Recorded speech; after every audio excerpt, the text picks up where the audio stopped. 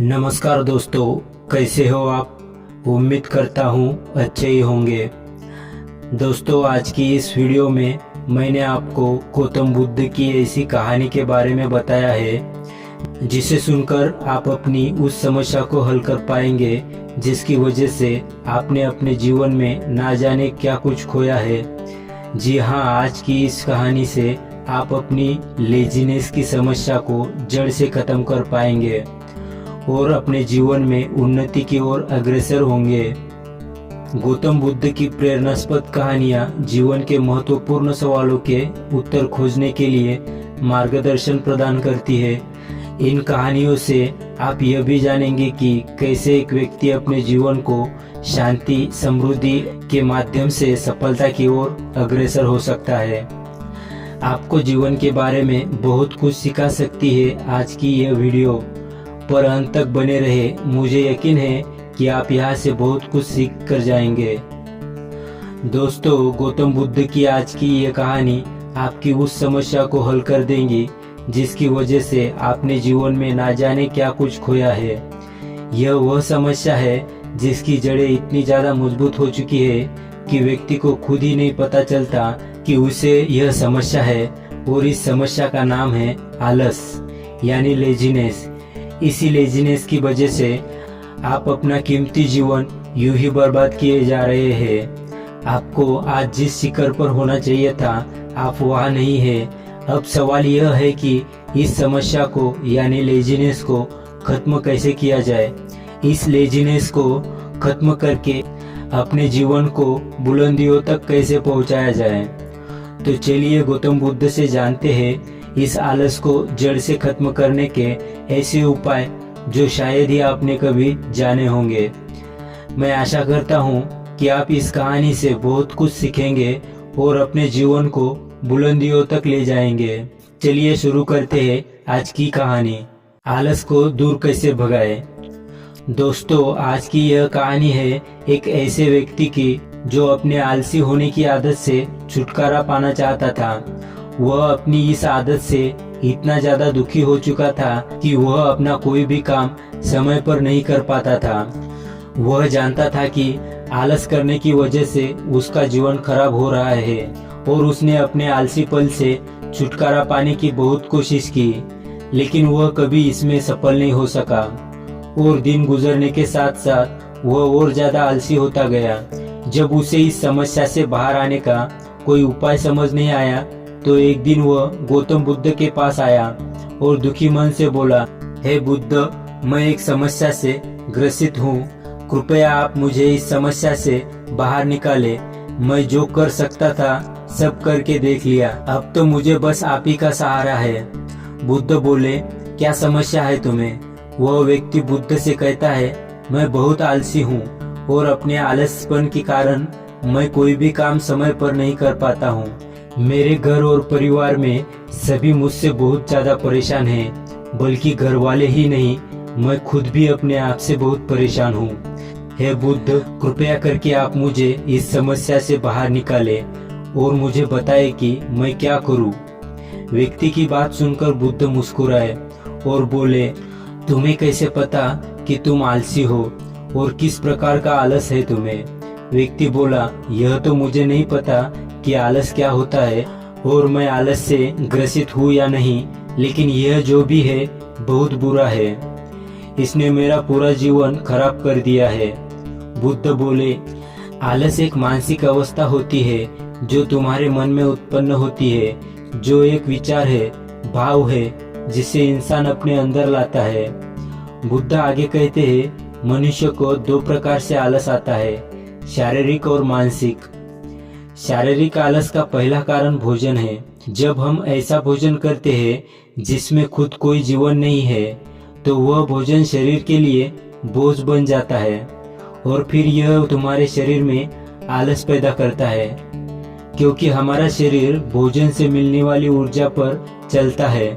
जैसा भोजन हम इसे देते हैं वैसी ऊर्जा यह हमें देता है। इसलिए अगर तुम आलस से बचना चाहते हो तो आराम और आसानी से पचने वाला भोजन करो जो प्राकृतिक रूप से हमें मिलता है। शारीरिक स्तर पर ही दूसरा कारण है सही से ना बैठना, सही से ना सोना और सही से ना चलना। बुद्ध ने आश्रम के भिक्षुओं की तरफ इशारा करते हुए उस व्यक्ति से कहा, जरा इन भिक्षुओं को ध्यान से देखो, इनके चलने, बैठने और लेटने में संतुलन है। जब ये चलते हैं तो इनके पैरों के बीच तालमेल होता है, बैठते हैं तो गर्दन ऊपर और रीढ़ की हड्डी बिल्कुल सीधी होती है, जब लेटते हैं तो शरीर बिल्कुल स्थिर और तनाव रहित होता है, जिससे वे आरामदायक और गहरी नींद लेते हैं। वह व्यक्ति बोला, क्या पर्याप्त नींद आवश्यक है? बुद्ध बोले, हाँ, पर्याप्त नींद बहुत आवश्यक है। किसी भी व्यक्ति को ना तो बहुत ज्यादा सोना चाहिए और ना ही बहुत कम।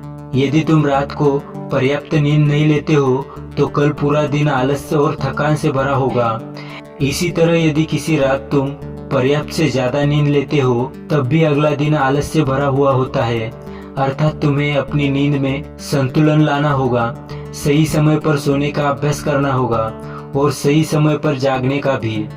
बुद्ध की बातें सुनकर व्यक्ति ने कहा, आप बिल्कुल सच कह रहे हैं। मैंने भी यह कई बार महसूस किया है कि जब कभी भी मैं रात में अच्छी नींद नहीं लेता तब अगला पूरा दिन मुझे पहले से भी अधिक आलस आता है। ऐसा लगता है जैसे मेरे शरीर में कोई ऊर्जा ही नहीं है। इतना कहकर व्यक्ति चुप हो जाता है। बुद्ध बोले, शारीरिक स्तर पर तीसरा कारण है सुबह जल्दी ना उठना। व्यक्ति बोला, हे भगवान बुद्ध, मैं सुबह जल्दी उठना तो चाहता हूँ पर उठ नहीं पाता। मैं रोज यह संकल्प करके सोता हूँ कि कल सुबह जल्दी उठूंगा, लेकिन मैं कभी जल्दी नहीं उठ पाता और जल्दी ना उठ पाने के कारण मुझे पता ही नहीं चलता कि मेरा पूरा दिन कब और कैसे गुजर गया। गौतम बुद्ध बोले, तुम जल्दी तभी उठ पाओगे जब रात को सही समय पर सो जाओगे। बुद्ध ने फिर आश्रम के भिक्षुओं की तरफ इशारा करते हुए कहा कि देखो इन आश्रम के भिक्षुओं को, इनके रात का सोने का समय निश्चित होता है, तभी यह सुबह जल्दी उठते हैं। हर एक भिक्षु का अनुशासन होता है कि वह हर सुबह सूर्योदय से पहले ही जाग जाते हैं और वही इनके जीवन में संतुलन लाता है। बुद्ध आगे कहते हैं, इंसान अनुशासन को एक बंधन समझता है, लेकिन यह सच नहीं है। अनुशासन हमें बांधता नहीं बल्कि आजाद करता है। यदि तुम आलस से छुटकारा पाना चाहते हो तो एक निश्चित दिनचर्या बना लो। व्यक्ति बोला, हे बुद्ध, कृपा करके मुझे बताइए कि मैं शुरुआत कहाँ से करूँ और कैसे करूँ? चलने से, बैठने से, लेटने से या सुबह जल्दी उठने से शुरुआत करूँ? बुद्ध बोले, इसी समय से, यही से शुरुआत करो। जो भी कर रहे हो उसे ध्यान से करो। अपने जीवन में संतुलन लाओ, अपनी एक दिनचर्या बनाओ और उसी के मुताबिक कार्य करो। बुद्ध आगे कहते हैं, अब तुम मन के स्तर से आलस को समझो। मानसिक आलस का पहला कारण होता है खुद पर विश्वास न करना। जब हम किसी कार्य को करने की कोशिश कई बार कर चुके होते हैं लेकिन फिर भी वह कार्य हमसे नहीं हो पाता, ऐसी परिस्थितियों में हम सोचते हैं कि हम इस कार्य को करने के काबिल नहीं हैं, यह कार्य हमारे बस का नहीं है या यह कार्य हम नहीं कर सकते। तो ऐसी परिस्थितियों में हमें आलस आता है क्योंकि हम वह कार्य पहले भी नहीं कर पाए थे। हम मन को यह नहीं समझाते कि पहले और अब के कार्य में बहुत फर्क है। साथ ही मानसिक तौर पर हम वह नहीं है जो पहले थे। तब से लेकर अब तक हमने बहुत कुछ सीखा है। मानसिक आलस से बचना है तो खुद पर विश्वास करना सीखो। खुद को इस बात का विश्वास दिलाओ कि भले ही तुम कोई कार्य पहले ना कर पाए हो पर अपनी मेहनत और लगन से इस बार तुम वह कार्य अवश्य ही कर लोगे। मानसिक स्तर पर दूसरा कारण है आलसी और छोटी सोच वाले व्यक्तियों के साथ रहना। कई बार ऐसा होता है कि तुम आलसी नहीं होते लेकिन आलस से भरे लोगों के साथ रहने से तुम भी आलसी हो जाते हो, क्योंकि हमारा मन आराम चाहता है। मन खुद कार्य नहीं करता, उससे कार्य कराना पड़ता है। अगर तुम किसी ऐसे व्यक्ति के संगत में आते हो जो आलसी होता है तो तुम्हारा मन भी ऐसी ही चीजों को करने के लिए आकर्षित हो जाता है, क्योंकि आलस करने में कोई मेहनत नहीं लगती। धीरे धीरे तुम भी आलस के कारण अपने कार्यों को कल पर टालने लगते हो और तुम्हारा मन इस आदत को गहराई तक अपना लेता है, जिससे बाहर आना तुम्हें मुश्किल प्रतीत होता है। बुद्ध की बातें सुनकर वो व्यक्ति बोला, आप सही कह रहे हैं, मैंने यह भी महसूस किया है। मेरे बहुत से मित्र हैं जिनका जीवन भी लगभग मेरे जैसा ही है। वे भी मेरी तरह हर समय आलस से भरे रहते हैं, और जब मैं उनके साथ रहता हूँ तो खुद को और भी ज्यादा आलस से भरा पाता हूँ। आगे बुद्ध बोले, मानसिक स्तर का तीसरा कारण है काम को टालना। काम को टालना मानसिक तनाव का सबसे बड़ा कारण है। अक्सर हम अपने कार्यों को कल पर डाल देते हैं। आज का काम कल पर और कल का काम परसों पर डालते रहते हैं, और उस कार्य को करने का दिन कभी नहीं आता। अन्यथा जब हम अपने कार्यों को समय पर नहीं कर पाते तो हमें आत्मग्लानि घेर लेती है। हमें उस कार्य को ना कर पाने का पछतावा होने लगता है। हमें पता नहीं चलता, लेकिन धीरे धीरे यह आदत हमारे अंदर घर कर जाती है और जिंदगी खराब कर सकती है। इसलिए जो कार्य आज कर सकते हो उसे आज ही खत्म करो, कल पर मत डालो। बुद्ध ने कहा, मानसिक आलस का चौथा कारण है लक्ष्य स्पष्ट न होना। मान लो तुम एक रेगिस्तान में फंसे हो और तुम्हें प्यास लगी है, तो क्या करोगे? वह व्यक्ति बोला, मैं पानी ढूंढने के लिए आसपास किसी गांव की तलाश करूंगा। बुद्ध बोले, यदि गांव नहीं मिला तो क्या करोगे? वह व्यक्ति बोला, तो भी मैं पानी ढूंढने का प्रयास करूंगा, क्योंकि मेरे पास और कोई विकल्प नहीं है। बुद्ध बोले, इसी तरह यदि तुम सुबह उठकर व्यायाम करना चाहते हो लेकिन नहीं कर पा रहे हो, तो तुम्हारी नजर स्पष्ट नहीं है कि तुम्हें व्यायाम क्यों करना है।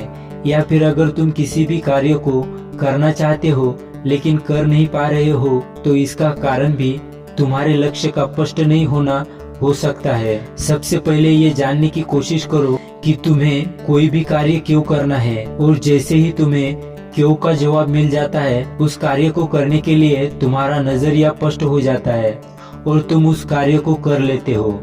मानसिक आलस का पांचवा कारण है किसी कार्य को करने की बड़ी वजह का ना होना। मान लो तुम किसी सुनसान जगह से कीमती गहने लेकर जा रहे हो। रास्ता बहुत लंबा होने के कारण तुम थक जाते हो और कहीं बैठकर आराम करना चाहते हो।